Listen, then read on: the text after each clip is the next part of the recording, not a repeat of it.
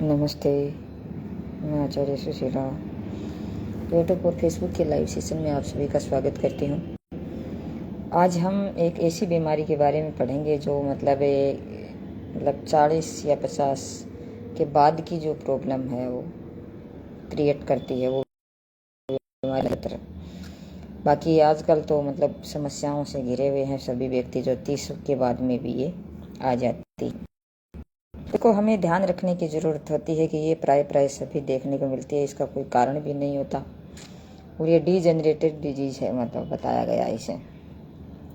तो उसका नाम है इडियोपैथिक पार्किंसंस डिजीज है, इसका नाम है। और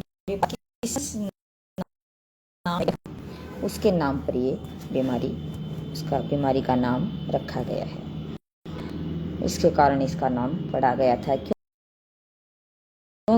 पार्किंसंस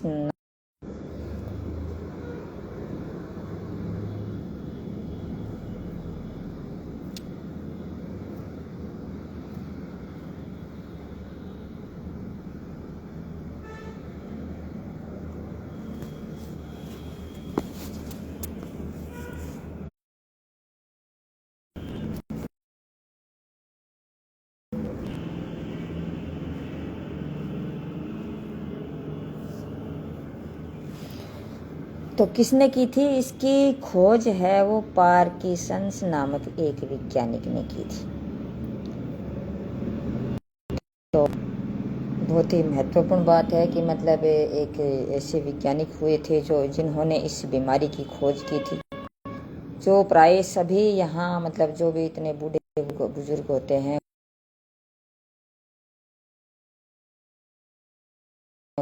टेस्ट किया या फिर शरीर कोशिका है या भी है, इसका मतलब जो भी कुछ लिया या ब्लड लिया, कुछ भी कैसे ले करके उसको मतलब ये जांच की और उससे ये पता चला कि मतलब ये एक ही पार्किंसंस नामक एक डिजीज है, एक बीमारी है। तो ये बीमारी डीजेनरेटिव डिजीज है, मतलब इसका कोई कारण नहीं होता है, ये उसने जाना।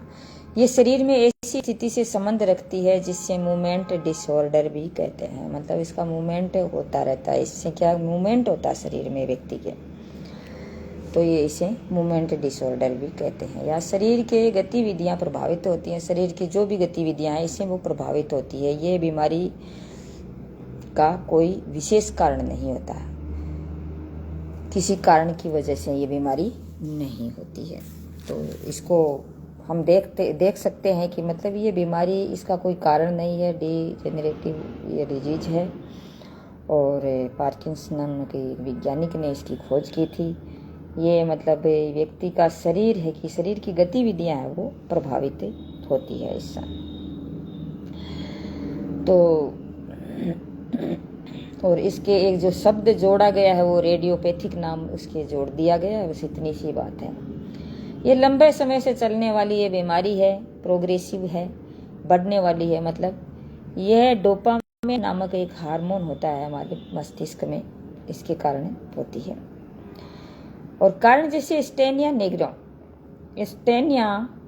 नेग्रो नामक एक न्यूरॉन से डोपामाइन को बनाता है। स्टेनिया नेग्रो नामक एक न्यूरॉन्स होता है जो क्या है कि डोपामाइन हार्मोन है वो उसको बनाता है। तो वो बनाता है तो वो क्या है कि ये स्टेनिया नेग्रो नामक जो न्यूरॉन्स हैं हमारे इस दिमाग के में, मस्तिष्क में जो कोशिकाएं होती हैं उसे न्यूरॉन्स कहते हैं। और उसको वो क्या करता है कि मतलब ये डोपामाइन नामक एक हार्मोन बनाता है और जिसकी वजह से ये शरीर है वो मस्तिष्क है हमारा स्वस्थ रहता है। लेकिन जब ये नहीं बनाता है या कम या ज़्यादा बनाता है तो इसमें दिक्कत होना पैदा हो जाती है। यहाँ पर स्टेनिया नेग्रो नामक न्यूरॉन्स डैमेज हो जाने के कारण ये शरीर में सारे मूवमेंट हैं वो हो रहे होते हैं। मतलब ये स्टेनिया नेग्रो नामक जो न्यूरॉन्स है वो डोपामाइन हार्मोन न बनाने से और डैमेज होने ने मतलब ये ख़त्म होने से या इम्बैलेंस होने से मतलब ये सारे मूवमेंट हैं वो होते हैं, या तो कम होते हैं या फिर ज़्यादा होते हैं। इस प्रकार से ये मूवमेंट हमारे शरीर में चलते रहते हैं। कभी कभार वातावरण परिवर्तन के कारण भी ये हो सकता है वातावरण के कारण भी ये होता है। और हमारी केंद्रीय तंत्रिका तंत्र में डोपामाइन ज़्यादा एकत्रित हो जाने से भी ये हो जाता है। मतलब ये डोपामाइन कभी कभार ज़्यादा बढ़ने से भी हमारे इस शरीर का जो मूवमेंट है वो होना शुरू हो जाता है। आनुवंशिक भी होता है ये विषाक्त पदार्थों के संपर्क में आने से भी ये होने लग जाता है, आनुवंशिक भी हो जाता है। ये बीमारी कभी कभी दूसरों के रोग के कारण, दूसरे रोग के कारण भी हो सकती है। मतलब ये बीमारी कोई दूसरा रोग होता है उसके कारण भी ये हो सकती है, क्योंकि हमारे शरीर में जैसे पोषक तत्वों की कमी होगी और हम अपने शरीर को ध्यान नहीं रखेंगे और हमारे शरीर पर किसी प्रकार की कोई विकृतियाँ आ जाएंगी और जैसे किसी चीज़ की कमी हो जाएगी, जैसे प्रोटीन या अपने न्यूट्रिशंस हैं उसकी कमी हो जाएगी, या हम तनाव रख रहे हैं या फिर कोई कब्ज रह रही है या वो भी और कोई हो रहा है, तो हमारे अंदर भी जातीय द्रव्य बनते रहेंगे और वो एक जगह इकट्ठे होते रहेंगे, कोलेस्ट्रॉल इकट्ठा होता रहेगा और इस प्रकार से हमारा जो ब्लड का सर्कुलेशन है वो सही नहीं होगा और हमारे जैसे ये धमनियों का और हमारे नस और नाड़ियों का जो सर्कुलेशन है वो भी सही नहीं होगा। तो इससे क्या है कि हमारे शरीर के अंदर जैसे कोलेस्ट्रॉल जमा हो जाएगा, लीवर में फैट जम जाएगा, इस प्रकार से हमारा शरीर है वो डैमेज होता जाएगा, जिसके कारण भी ये मतलब बीमारी हो सकती है। तो कभी कभार क्या होता है कि मस्तिष्क में जाने वाली जो ब्लड सप्लाई की जो होती है वो प्रॉपर मात्रा से नहीं हो जाती है वह, या फिर वो चेंज हो जाती है और ब्लड का वो जो सप्लाई है पूर्ण रूप से नहीं होने के कारण भी ये हो जाती है। लक्षण इसके 4 देखे गए हैं। एक तो जैसे इसमें शरीर का जो कंप कपाना, जैसे शरीर का कंप कपाना, जैसे शरीर हिलने डुलने लगे, ऐसे ऐसे करता है ना, जैसे चाय के कप हम पकड़ाते हैं तो ऐसे करता है हाथ और उससे पकड़ी नहीं जाती, या फिर किसी की गर्दन ऐसे ऐसे गर्दन हिलती है। तो बहुत से लोग तो इसके कई कई कहावतें भी बना लेते हैं, लेकिन ये कहावतें बनाना भी नहीं चाहिए किसी की, मतलब ये उसके साथ ये गद्दारी होती है, ये इसके व्यवहार में मतलब उसके साथ ये मतलब ये एज ए टॉर्चर करना होता है, तो इसे करना नहीं चाहिए। नहीं तो शरीर का कंप कपाना हो जाता है, जैसे हाथों में आराम की अवस्था में भी ज़्यादा होने लगता है। जैसे आराम करते हैं तो आराम की अवस्था में ये ज़्यादा होने लग जाता है, हाथ कांपने लग जाते हैं, गर्दन कांपने लग जाती है, जकड़न हो जाती है, बॉडी मूवमेंट में टाइटनेस आ जाती है। मतलब बॉडी जकड़न होना मतलब बॉडी है इसमें टाइटनेस आ जाती है, मूवमेंट नहीं होना, हमारी बॉडी का मूवमेंट नहीं हो पाता है। वेंट्रिकेंसिया, ये कार्य करने की क्षमता है वो कम हो जाती है, इच्छा कार्य करने की इच्छा भी नहीं रहती है, इस प्रकार से होता है और वो नित्य अपना कार्य करने में भी अक्षम हो जाता है। पोस्चरल इंस्टेबिलिटी, जैसे शरीर की स्थिति में असंतुलन हो जाता है। तो पोस्चरल इंस्टेबिलिटी पूरा इंग्लिश में देखो, इंग्लिश में कोई अंग्रेज नहीं हो तो हो सकता है थोड़ा बहुत कोई कमी हो तो माफ़ी चाहती हूँ।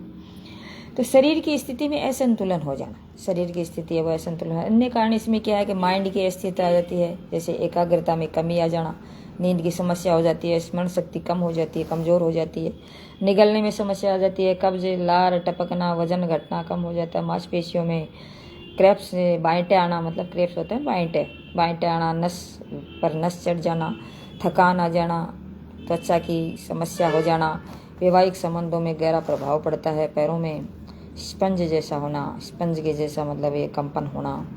मेडिकल ट्रीटमेंट में जैसे इसको हम देखें तो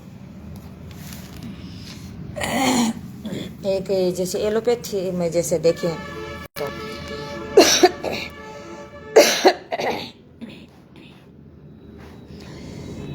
कोब्रिडोमा मतलब एक दवाई होती है, लिवोडोपा भी एक दवाई होती है जिसका असर है वो असर अच्छा बताया गया है। 3 प्रकार की दवाइयाँ दी जाती है इसमें, जैसे डोपामाइन कंट्रोल करने के लिए, जैसे डोपामाइन है वो ज़्यादा बन रहा है या कम बन रहा है, इसको कंट्रोल करने के लिए दवाई दी जाती है। नर्व सेल्स को एक्टिव रखने हेतु मतलब नर्व सेल है उसको मतलब ये न्यूरॉन्स है ना, इसको एक्टिव रखने के लिए दवाई दी जाती है। संवेदनात्मक जैसे सिस्टम को बैलेंस करने के लिए भी दवाई दी जाती है, या फिर कोई नस नाड़ी ऐसी कोई दिक्कत हो रही है, कोलेस्ट्रॉल है या कोई फैट जमा हो गया है या फिर कोई वहाँ गांठ बन गई है, किस प्रकार से जो कुछ हो रहा है तो सर्जरी करने की भी ज़रूरत होती है। ब्रेन के स्टिमुलेशन करने से से जो है देना, मतलब ये इलेक्ट्रिक लाइट जैसे इलेक्ट्रिक से इलाज करते हैं ना अपन, वो भी दी जाती है। ब्रेन को स्टिमुलेट करने के लिए ये दी जाती है, मतलब लाइटिंग जैसे इलेक्ट्रिक करंट दिया जाता है, इससे काफ़ी ठीक हो जाता है। फिर यौगिक मैनेजमेंट हम क्या देखें, अन्नमय कोश के में देखें आहार आता है मेन, तो हल्का रेशेदार और लिक्विड जूस फ्रूट ज़्यादा देना चाहिए, मतलब हल्का आहार हो और रेशेदार हो, जैसे मतलब कहते हैं रेशेदार भोजन देना चाहिए, लिक्विड हो और जूस हो फ्रूट हो ये देना चाहिए। लो कैलोरी वाले भोजन दें, ज़्यादा कैलोरी वाले नहीं दें। वसायुक्त भोजन भी कम दें, वसायुक्त भोजन कम देना चाहिए। हाई पोटेंशियल वाले जो को नमक दें, मतलब हाई पोटेंशियल वाले हैं उसको मतलब नमक दे सकते हैं। विशेष कब्ज नहीं रहने दें, कब्ज भी नहीं रहने दें। आसन में क्या सूक्ष्म व्यायाम करें, खुली आंखों के साथ सेंटिंग करें, श्वास के साथ व्यायाम करें और शारीरिक संतुलन को ध्यान रखते हुए जर्की मूवमेंट न दें, मतलब जर्की मतलब झटके लगने वाले मूवमेंट को कभी नहीं देना है।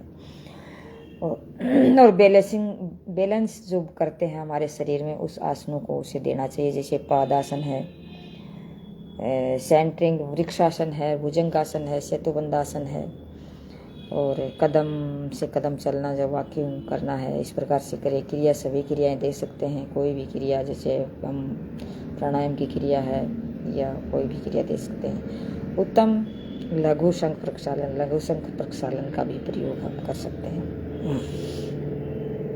प्राणायाम प्राणमय कोश में क्या इसमें बताया गया है कि कपालभाति है और विभागीय श्वसन है, वो उनको कराएं, कपालभाति कराएं। विभागीय श्वसन मतलब जैसे हम श्वास को भरा और इससे ऊपर ऊपर के अंदर हमारा श्वास जाना चाहिए, बाकी नीचे नहीं जाना चाहिए। जैसे विभागीय इतना गर्दन तक हो, फिर अनाहत चक्कर तक हो, फिर मणिपुर चक्कर तक हो, फिर स्वादिष्टान चक्कर तक हो, फिर मूलाधार चक्कर। तो इस प्रकार से चक्रों के माध्यम से या नाड़ी के माध्यम से ऐसे मतलब श्वास प्राणायाम को करवाना चाहिए। नाड़ी शुद्धि प्राणायाम करना चाहिए, सूर्य अनुलोम विलोम करना चाहिए, सूर्य वेदी प्राणायाम करना चाहिए, ताकि शरीर गर्म हो और गर्माहट से हमारा जो ब्लड है वो पिघले और ऑक्सीजन वहाँ तक पहुँचे और हमें फ़ायदा मिले। फिर मनोमय कोश में क्या है कि MSRI एक मतलब वो ध्यान की मुद्रा है, तो उसे हम करवाएं और मेडिटेशन करवाएं या भजन करवाएं, संगीत गाना वगैरह गाना है वो करवाएं।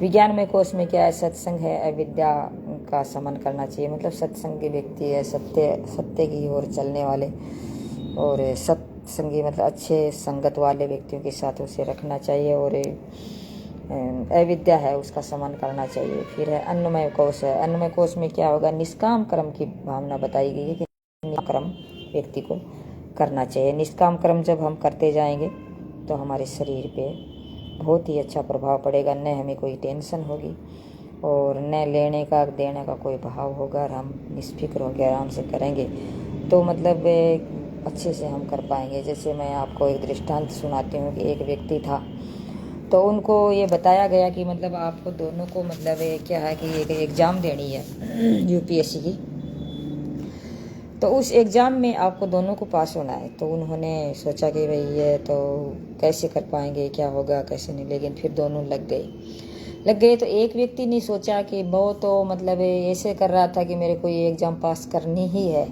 उस भावना से वो कर रहा था, और मतलब वो टेंशन में आ रहा था, तनाव आ रहा था, और बार में पढ़ रहा था और फिर वापस भूल रहा था, इस प्रकार से हो रहा था।